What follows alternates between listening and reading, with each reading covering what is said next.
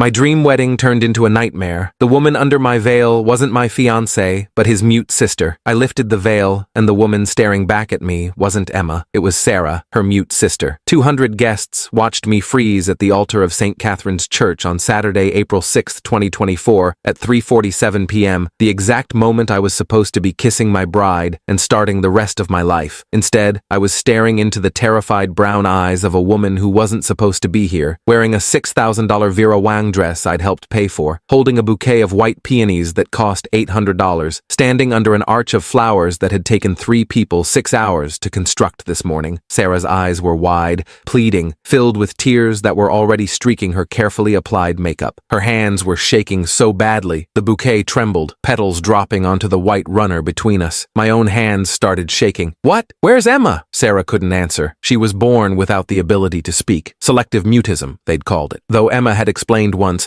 that it was more complicated than that. Something about her vocal cords never developing properly. She just shook her head frantically, more tears spilling down her cheeks, her mouth opening and closing soundlessly, like she was trying to force words that wouldn't come. I looked past her to Emma's parents in the front row. Her mother, Margaret, was crying into a handkerchief. Not happy tears, I realized now, but something else. Something that looked like guilt. Her father, Richard, looked away when our eyes met, his jaw clenched, his face red. "Someone tell me what's happening." My voice came out louder than I'd intended, echoing through the church, making people shift in their seats. "Right now, someone explain this to me." The officiant, Pastor Michael, who'd known Emma's family for 20 years and had counseled us through our premarital sessions, stepped back, his hands raised slightly, confusion written across his face. The organ music that had been playing softly cut off abruptly, leaving only silence and the sound of 200 people barely breathing. Then I heard it, a phone buzzing in Sarah's bouquet. She fumbled with the flowers, nearly dropped them, pulled out an iPhone with a cracked screen. Her phone, I recognized it from family dinners, from the way she used it to communicate everything she couldn't say out loud. She turned it toward me. A text message filled the screen, from Emma. "I'm sorry, I can't do this. Sarah will explain everything. Please don't hate me." My stomach dropped. The church felt suddenly too hot, too small, the walls pressing in. "Explain? She's mute. How is she supposed to explain?" Sarah was already typing, her fingers flying across the screen with desperate speed. She turned the phone back to me, and I read words that made the floor tilt beneath my feet. "Emma left last night. She's with Marcus. They've been together for 6 months. She couldn't face telling you. Asked me to take her place so you wouldn't be humiliated in front of everyone. I'm so sorry. I didn't want to do this." Marcus, my best man, the guy I'd known since college, who'd helped me pick out the engagement ring, who'd thrown my bachelor party, who'd stood beside me through every major moment of my adult life. Marcus, who wasn't standing at the altar with the other groomsmen. Marcus, whose spot beside me was conspicuously empty. I looked at the groomsmen, my brother Jake, my college roommate David, my cousin Tom, Emma's brother Chris. "Where's Marcus?" They all found the floor fascinating. Shoes, carpet, anything but my eyes. Jake finally spoke, his voice barely audible. He texted this morning, said he was sick, food poisoning or something. "He's not sick." The words came out flat, dead. "He's with my fiancée." Gasps rippled through the crowd. Someone's phone clattered to the floor. Emma's mother let out a sound that might have been a sob. I heard my own mother crying somewhere behind me, heard my father's sharp intake of breath. Sarah typed again, her fingers shaking so badly she had to retype several times. I tried to tell her not to do this. I begged her, but she said you'd understand eventually. That you'd see it was for the best. That this way you wouldn't be embarrassed. Wouldn't be embarrassed? My voice was rising now, control slipping. I'm standing at the altar with the wrong woman, in front of 200 people. How is this less embarrassing? Sarah's mother, Margaret, stood up, her handkerchief pressed to her mouth. We tried to stop her, Daniel. We did. But Emma was so insistent. She said you were a good man, that you'd forgive her, that you'd understand she was just scared of commitment and needed time. A good man. I repeated the words like they were foreign. So she sent her sister to marry me instead? The church had erupted in whispers now. Phones were coming out. I could see them, dozens of screens lighting up, cameras turning on. By tonight, this would be everywhere. Facebook, Instagram, TikTok. The story of the guy whose bride ditched him at the altar and sent her mute sister as a replacement. I pulled out my phone, called Emma, straight to voicemail, her voice cheerful and bright. Hey, you've reached Emma. Leave a message. Like nothing was wrong, like she hadn't just destroyed our wedding day. Called Marcus. Same thing.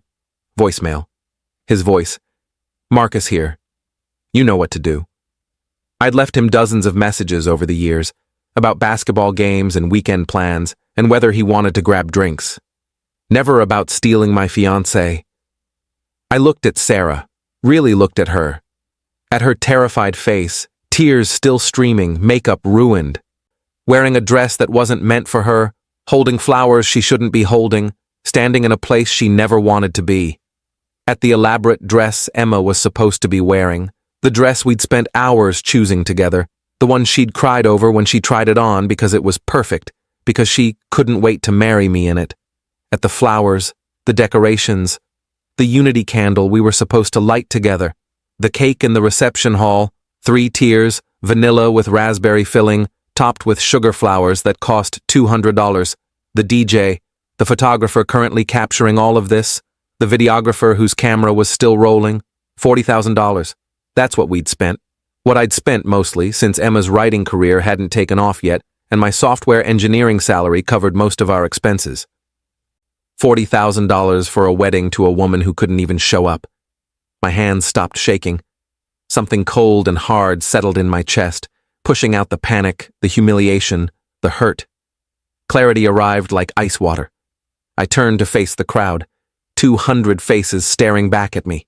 Family, friends, co-workers, Emma's entire social circle. My voice, when I spoke, was steady, calm. The kind of calm that comes after everything has already broken. For those who don't know, my fiancée Emma has decided not to attend her own wedding today. She's currently with my best man, Marcus Chen. They've been having an affair for 6 months. More gasps. Sarah's mother tried to stand again. I held up my hand. Instead of telling me herself or canceling the wedding like a normal person, she sent her mute sister Sarah to stand in for her at the altar. Because apparently, that's less humiliating than just calling off the wedding. I looked directly at Emma's father. Did you know about this? About the affair? His face, red, ashamed, unable to meet my eyes, answered for him. You all knew. I scanned the front rows, saw the guilt written across Emma's relatives, her close friends who were suddenly very interested in their shoes. Some of you knew, and nobody said anything. Nobody called me. Nobody sent a text. You were all just going to let me stand here and find out like this. My mother was openly crying now in the second row, my father's arm around her, his face twisted in fury. Not at me, at them, at Emma, at this whole disaster. I turned back to Sarah, took a breath. This isn't your fault. I'm sorry you got dragged into this. You didn't deserve to be put in this position. She nodded, tears streaming faster now, her whole body shaking. She typed something on her phone, but her hands were shaking too badly. I saw the words before she gave up. I'm so sorry. I addressed the crowd one final time. The reception is paid for, the food is ready, there's an open bar, you're all welcome to stay and eat. Celebrate something, anything, just not my marriage, because there isn't going to be one. I walked down the aisle. 200 people parted like water, pressing back against the pews, creating a path. I could hear crying, my mother, my grandmother, Emma's mother, several bridesmaids, could hear angry whispers, phones buzzing, the click-click-click of photos being taken. I made it to the parking lot before Jake caught up with me, running in his tuxedo, his face red. Dan, wait, what are you going to do? I don't know yet, I said, but I did know. I drove to Emma's apartment, the one she'd been living in until next week, when she was supposed to move into the house I'd bought for us in Oak Park. Used the key she'd given me 6 months ago with a kiss and a promise. Soon we won't need separate keys. It'll all be ours. The apartment was half empty. Her closet mostly cleared out.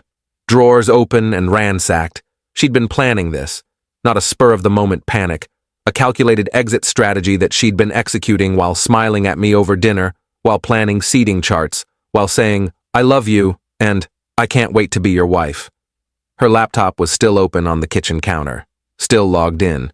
She'd always been careless about security, had never changed her passwords even when I'd suggested it, had laughed and said, I trust you. I opened her email, went to her sent folder, started scrolling, found what I was looking for in an email to Marcus from 3 weeks ago. March 15th, 3 weeks before our wedding. Subject line, I can't do this anymore. The body of the email was worse. I can't wait any longer. Let's just go. Tomorrow. Next week. I don't care. We'll figure out the wedding later. Cancel it, postpone it, whatever.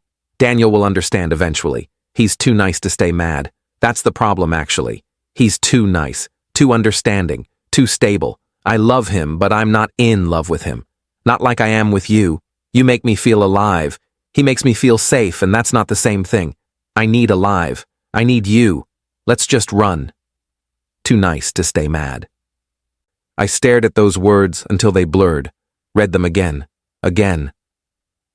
Then I forwarded the email to myself, then to every single person on our wedding guest list, 200 email addresses that Emma had compiled in a spreadsheet, organized by table assignments for the reception. Every family member, every friend, every coworker, everyone who'd just watched me get humiliated at St. Catherine's Church. I added a subject line, "Why Emma didn't show up," in her own words. Hit send. My phone started buzzing immediately, then didn't stop. Texts exploding across the screen faster than I could read them, calls coming in, voicemails piling up.